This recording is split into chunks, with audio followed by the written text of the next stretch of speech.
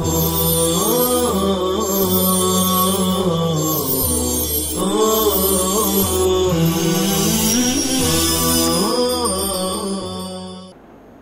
اللہ الرحمن الرحیم فیبدأ باصحاب الفرائض، چنانچہ تقسیم میراث کو شروع کیا جائے گا اصحاب الفرائض کے ذریعے۔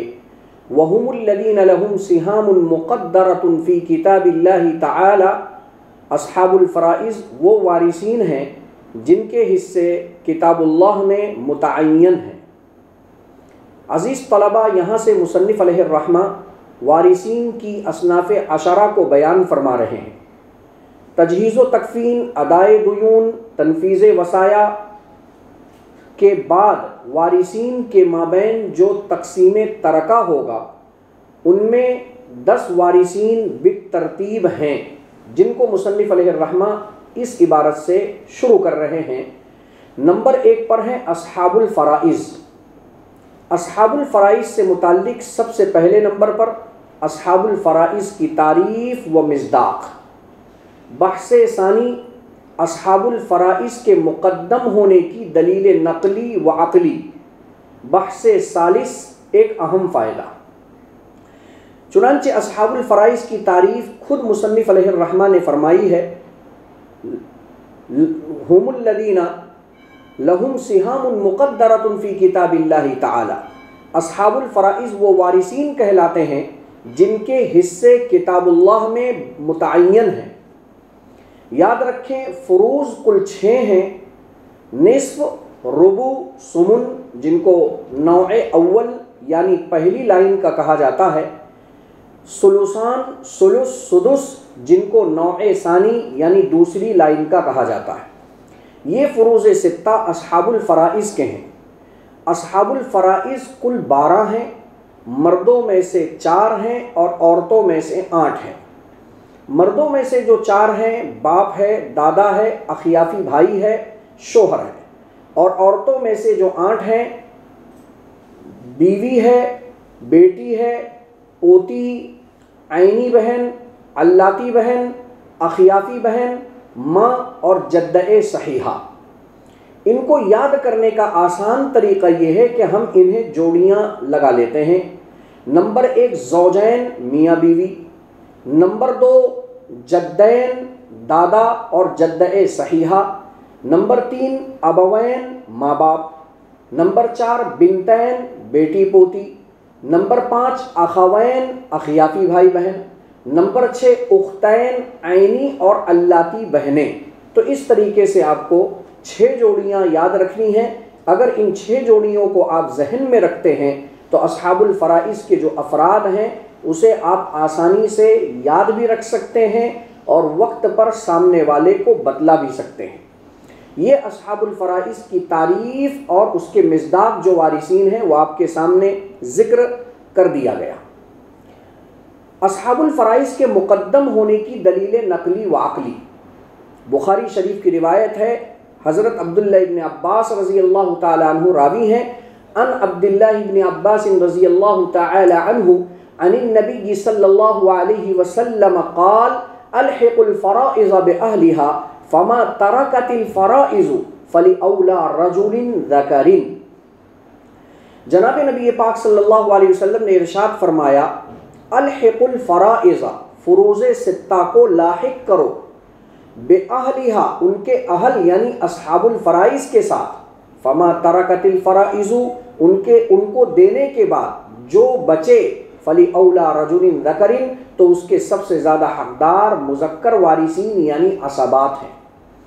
طریقہ استدلال آپ اس طریقے سے کریں گے کہ اس حدیث پاک کے اندر فروض 6 جو سہام وارثین ہیں ان کے مستحقین کو بیان کیا گیا، اور بیان میں بھی سب سے پہلے بأہلہا کہہ کر اصحاب الفرائض کو جناب نبی پاک صلی اللہ علیہ وسلم نے مقدم رکھا۔ اس سے استدلال کیا جائے گا کہ اصحاب الفرائض وارثین کی اصناف عشرہ میں سب سے پہلے نمبر پر ہو کر ترکے کو لیں گے۔ دلیل عقلی، اگر ہم اصحاب الفرائض کو مقدم نہ رکھیں، تقسیم میراث کے اندر اصحاب الفرائض کو پہلے نمبر پر نہ رکھیں، دوسرے نمبر پر رکھ دیں، تو پہلے نمبر پر عصبات آ جائیں گے، اور عصبات کے اندر ایک صلاحیت ہے احراز جمیع مال کی کہ وہ پورا کا پورا مال لے لیتے ہیں۔ اس صورت میں پورا کا پورا ترکہ اصحاب الفرائض میں نہ تقسیم ہوتے ہوئے عصبات میں تقسیم ہو جائے گا، نتیجتاً اصحاب الفرائض محروم ہو جائیں گے۔ اس لیے عقل بھی اس بات کا تقاضا کرتی ہے کہ اصحاب الفرائض کو عصبات پر مقدم رکھنا چاہیے۔ تیسری بحث ایک اہم فائدہ، اور وہ سوال کی شکل میں ہے۔ اصحاب الفرائض کی تعریف کرتے ہوئے مصنف علیہ الرحمہ نے فی کتاب اللہ تعالی پر اکتفا کیا۔ سوال یہ ہوتا ہے کہ اصحاب الفرائض میں سے بعض وارثین وہ ہیں جن کے حصے کتاب اللہ سے ثابت ہیں، کچھ کے سنت سے ثابت ہیں، کچھ کے اجماع سے ثابت ہیں۔ پھر مصنف علیہ الرحمہ نے فی کتاب اللہ تعالی پر اکتفا کیوں کیا؟ تو اس کا پہلا جواب یہ ہے کہ مصنف علیہ الرحمہ نے کتاب اللہ جو بعد کے دونوں پر اقوا ہے، طاقتور ہے، قوی ہے، تو اقوا پر اکتفا کرتے ہوئے صرف فی کتاب اللہ تعالی کہا۔ دوسرا جواب آپ یہ دے سکتے ہیں ثم یقسم الباقی بین ورثتہ بالکتاب والسنت واجماع الامہ۔ ادلہ ثلاثہ کا ذکر ابھی ہوا جو مستحضر فی ذہن تھا، اس لیے مصنف علیہ الرحمہ نے صرف ایک کے اوپر اکتفا کیا۔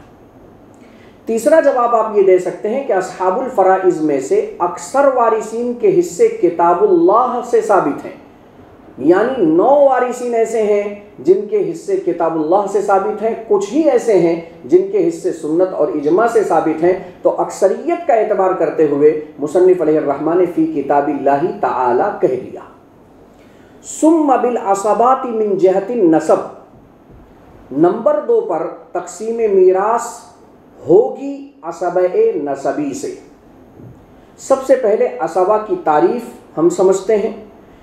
عصبہ کی تعریف خود مصنف علیہ الرحمہ کر رہے ہیں، والعصبۃ کل من یأخذ ما ابقته اصحاب الفرائض وعند الانفراد یحرز جمیع المال۔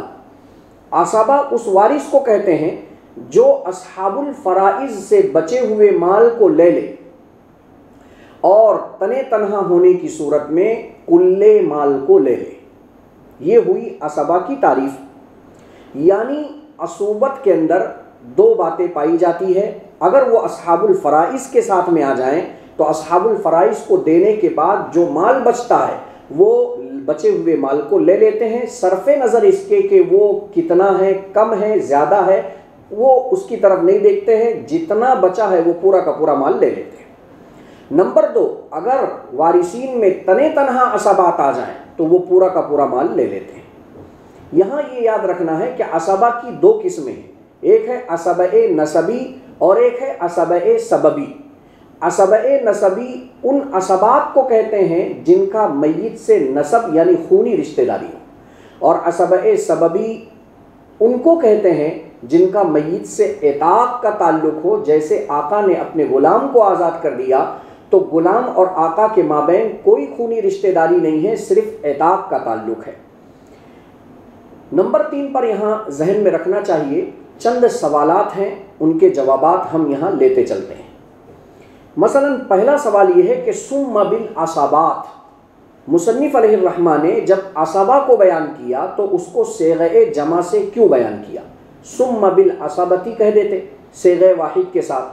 تو اس کا جواب یہ ہے ثم بالعصبات کہہ کر مصنف علیہ الرحمہ نے عصبہ نسبی کی اقسام ثلاثہ کی طرف اشارہ کر دیا کہ عصبہ نسبی کی 3 قسمیں ہیں، عصبہ بنفسہ، عصبہ بغیرہ، عصبہ مع غیرہ۔ ان تینوں قسموں کی طرف اشارہ کرنے کے لیے مصنف علیہ الرحمہ نے صیغہ واحد کے بجائے ثم بالعصبات صیغہ جمع کے ساتھ میں بیان کیا۔ دوسرا سوال یہاں سائل یہ کر رہا ہے کہ عصبہ نسبی کو عصبہ سببی پر کیوں مقدم رکھا؟ یعنی تقسیم میراث میں پہلے اصحاب الفرائض ہیں، نمبر 2 پر عصبہ نسبی ہیں، اور نمبر 3 پر پھر عصبہ سببی ہے۔ تو عصبہ نسبی کو عصبۂ سببی پر کیوں مقدم رکھا گیا؟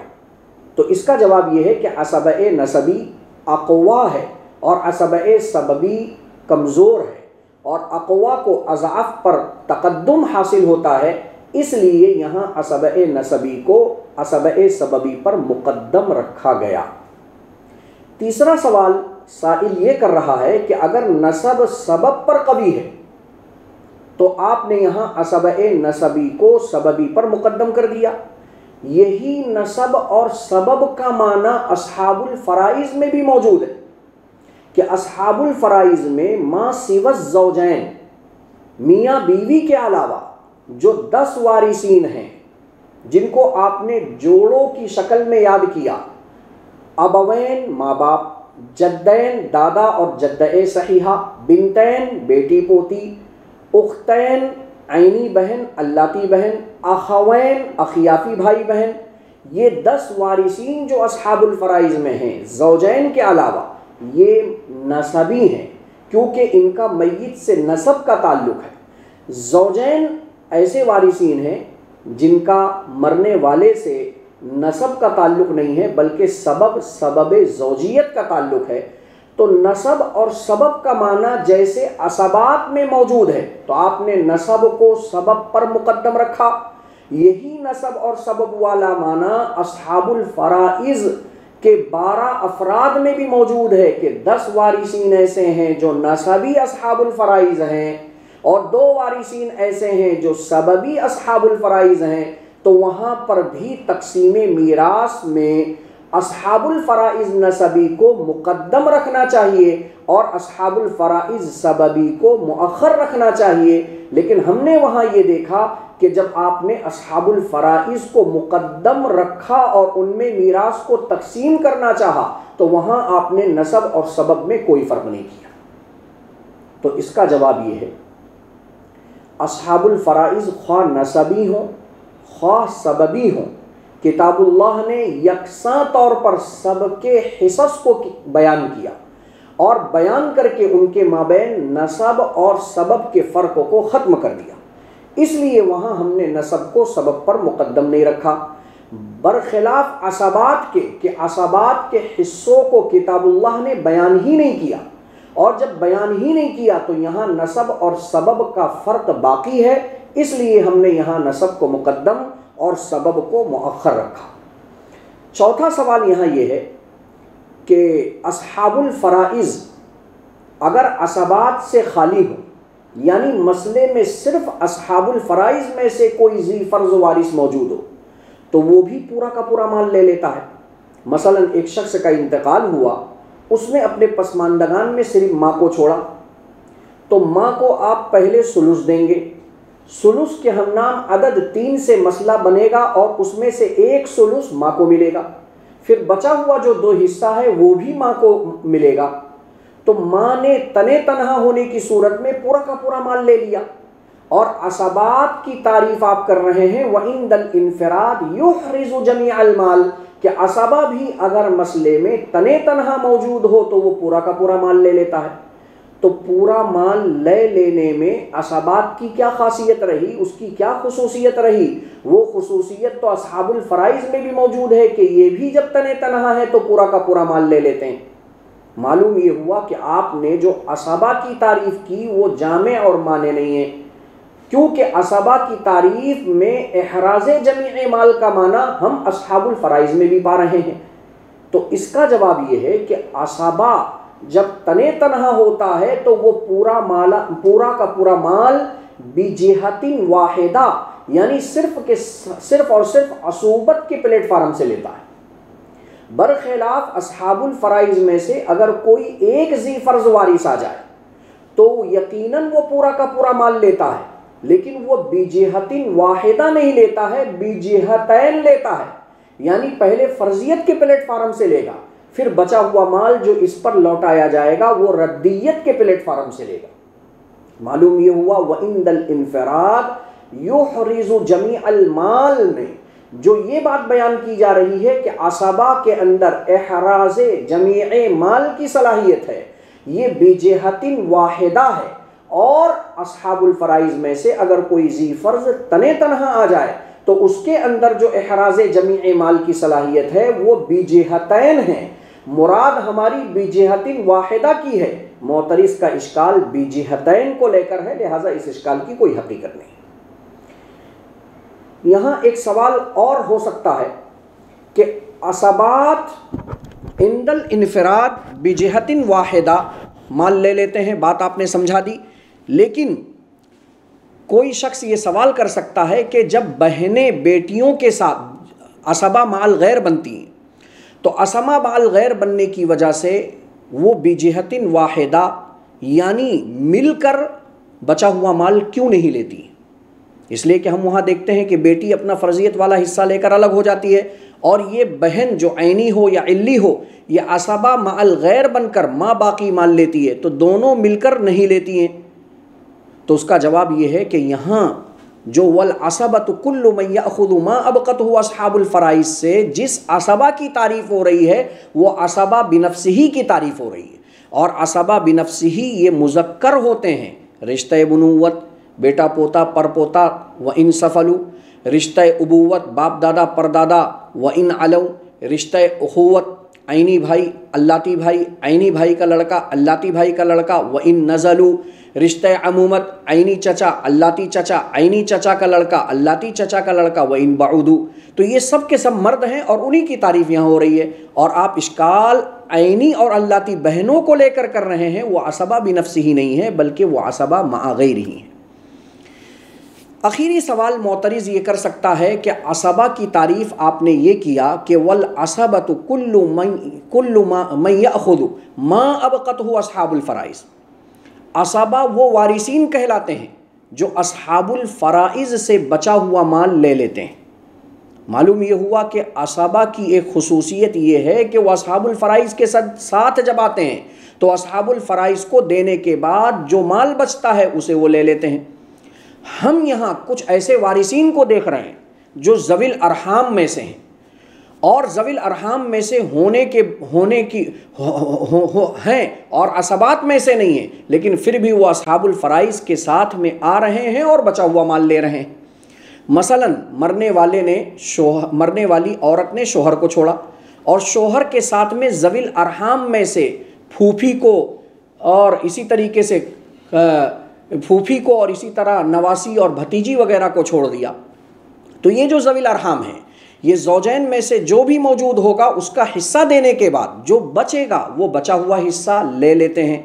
تو یہ لینے والے وارثین ہیں ذوی الارحام میں سے، پھر بھی اصحاب الفرائض سے بچا ہوا حصہ لے رہے ہیں، اور آپ کہہ رہے ہیں عصبات وہ ہیں جو اصحاب الفرائض سے بچا ہوا حصہ لیتے ہیں، تو اس اعتبار سے بھی آپ کی تعریف جامع نہیں ہوئی۔ تو اس کا جواب یہ ہے کہ یہاں جو یہ کہا گیا ما ابقته اصحاب الفرائض، اصحاب الفرائض سے بچا ہوا مال عصبات لے لیتے ہیں، یہاں اصحاب الفرائض سے معنی عام نہیں مراد ہے بلکہ معنی خاص مراد ہے، یعنی اصحاب الفرائض نسبی کی موجودگی میں عصبات اصحاب الفرائض سے بچا ہوا مال لے لیتے ہیں، اور جو معترض اور سائل مثال پیش کر رہا ہے اس مثال میں اصحاب الفرائض زوجین کی شکل میں ہے جو نسبی نہیں ہے بلکہ سببی ہیں۔ معلوم یہ ہوا ذوی الارحام کا حکم یہ ہے کہ ذوی الارحام اصحاب الفرائض نسبی اور عصبات نسبی و سببی کی موجودگی میں محروم ہو جاتے ہیں۔ تو اگر اصحاب الفرائض نسبی ہوں گے اور ان کے ساتھ میں ذوی الارحام آئیں گے تو اصحاب الفرائض نسبی کی وجہ سے ذوی الارحام محروم ہو جائیں گے، نہ یہ کہ وہ بچا ہوا مال لیں گے۔ تو یہاں اصحاب الفرائض میں جو ما ابقته اصحاب الفرائض کے اندر ذکر کیا گیا وہاں اصحاب الفرائض سے معنی عام نہیں مراد ہے بلکہ معنی خاص مراد ہے، یعنی اصحاب الفرائض نسبی مراد ہیں، اور اصحاب الفرائض نسبی کی موجودگی میں ذوی الارحام کبھی بھی ما باقی مال نہیں لیں گے بلکہ محروم ہو جائیں گے۔ ثم بالعصبۃ من جہت السبب وهو مولی العتاقۃ، نمبر 3 پر تقسیم میراث عصبہ سببی میں ہوگی۔ عصبہ سببی کون ہے؟ مولی العتاقہ، یعنی غلام کو آزاد کرنے والا آقا۔ آقا نے اپنے غلام کو آزاد کر دیا، غلام آزاد ہونے کے بعد جب مرے گا اور اپنے پیچھے جائیداد املاک چھوڑے گا تو اگر اس نے اپنے پیچھے عصبات نسبی میں سے کسی کو نہیں چھوڑا ہے تو اب یہ عصبہ سببی یعنی مولا العتاقہ آزاد کرنے والا آقا معتق اپنے غلام کے حصے کے اندر برسبیل عصبہ سببی وارث ہوگا۔ ثم عصبتہ علی الترتیبی، پھر مولا العتاقہ کے عصبات بالترتیب، یعنی اگر آزاد کرنے والا آقا مر چکا ہے اور اس کے غلام کی وراثت اس کو دینی ہے، غلام مرا اور غلام جب مرا تو اس کا آقا بھی موجود نہیں ہے، اور آقا جب موجود نہیں ہے تو چوتھے نمبر پر آقا کے عصبات نسبی میں یہ عصبہ سببی کے طور پر وراثت جاری ہوگی۔ یعنی سب سے پہلے آقا کے رشتہ بنوت میں ابن المعتق یعنی آزاد کرنے والے کا بیٹا پرپوتا تا سلسلہ اخیر، اور اگر رشتہ بنوت میں سے کوئی نہیں ہے تو رشتہ ابوت میں وراثت جاری ہوگی، ابو المعتق جد المعتق یعنی آزاد کرنے والے کا باپ یا آزاد کرنے والے کا دادا تا سلسلہ اخیر۔ اسی طریقے سے اگر رشتہ ابوت میں سے بھی کوئی نہیں ہے تو رشتہ اخوت میں وراثت جاری ہوگی، یعنی اخو المعتق آزاد کرنے والے کا عینی بھائی، آزاد کرنے والے کا علاتی بھائی، آزاد کرنے والے کا بھتیجا وغیرہ وغیرہ۔ اور نمبر 4 پر اگر یہ بھی نہیں ہے تو آزاد کرنے والے کے چچاؤں میں وراثت جاری ہوگی، عم المعتق آزاد کرنے والے کا چچا۔ یہ مطلب ہے علی الترتیبی۔ معلوم یہ ہوا کہ آزاد کرنے والے آقا کے وارثین میں صرف عصبہ بنفسہی کے اندر جو مذکر وارثین ہیں ان میں عصبہ سببی کے طور پر مال تقسیم ہوگا، بنت المعتق یعنی آزاد کرنے والی کی جو بیٹی ہے یعنی مؤنث وارثین ہیں ان میں عصبہ سببی کے طور پر مال تقسیم نہیں کیا جائے گا۔ ثم الرد علی ذوی الفروض النسبیۃ بقدر حقوقہم، پھر اصحاب الفرائض نسبی پر رد ہوگا ان کے حصوں کے بقدر۔ ابھی آپ حضرات کے سامنے یہ بات بیان کی گئی کہ اصحاب الفرائض کے 2 ڈپارٹمنٹ ہیں۔ نمبر 1 اصحاب الفرائض نسبی جو ما سوى الزوجین افراد عشرہ ہیں، نمبر 2 اصحاب الفرائض سببی جو زوجین ہیں۔ یاد رکھیں اصحاب الفرائض نسبی پر تو رد ہوگا، اصحاب الفرائض سببی یعنی زوجین پر رد نہیں ہوگا۔ اب سوال یہ ہوتا ہے کہ اصحاب الفرائض نسبی پر کیوں رد ہوگا اور اصحاب الفرائض سببی زوجین پر رد کیوں نہیں ہوگا؟ تو اس کا جواب یہ ہے کہ وارثین کو جو وراثت ملتی ہے وہ قرابت کی بنیاد پر ملتی ہے، سبب ارث کی بنیاد پر ملتی ہے، اور میاں بیوی جب تک زندہ ہیں سبب ارث زوجیت باقی ہے، اور میاں بیوی میں سے جیسے ہی کوئی ایک مرتا ہے تو سبب زوجیت ختم ہو جاتی ہے۔ تو قیاس اور عقل کا تقاضا تو یہ ہے کہ وراثت بھی مورث کے مرنے کے بعد جاری ہوتی ہے۔ تو وراثت جب مرنے کے بعد جاری ہوئی تو اس وقت جب ہم نے دیکھا تو میاں بیوی کے اندر زوجیت کا کوئی کنیکشن نہیں ہے، اور جب زوجین موجود ہیں تو مورث زندہ ہے، وراثت کا وجود نہیں ہے۔ تو جب وراثت کا وجود نہیں ہے تو سبب زوجیت باقی ہے، اور جب وراثت کا وجود ہو رہا ہے تو سبب زوجیت موت احد الزوجین کی وجہ سے ختم ہو جا رہی ہے۔ تو عقل کا تقاضا یہ تھا کہ میاں بیوی میں سے ایک کے مرنے کے بعد دوسرے کو وراثت ہی نہ دی جاتی، لیکن چونکہ خلاف قیاس نص قطعی سے ان کے حصص اور سہام کو بیان کر دیا گیا اور وہ نص قطعی سے ثابت ہے، اس لیے زوجین کو جو وراثت ملتی ہے زوجین کو وراثت خلاف قیاس نص قطعی سے دی جاتی ہے، برخلاف اصحاب الفرائض نسبی کے کہ ان کے درمیان جو نسب اور خونی رشتہ داری ہے وہ مورث کی زندگی میں بھی باقی ہے اور مورث کے مرنے کے بعد بھی باقی ہے، لہٰذا قرابت کے وجود کی بنیاد پر اصحاب الفرائض نسبی پر رد کیا جائے گا، اور اصحاب الفرائض سببی جن کا حصہ کتاب اللہ سے نص قطعی سے خلاف قیاس ثابت ہے، اور یہ آپ نے پڑھ لیا ہے جو چیز خلاف قیاس نص قطعی سے ثابت ہو وہ اپنے مورد شرع پر منحصر ہوتی ہے،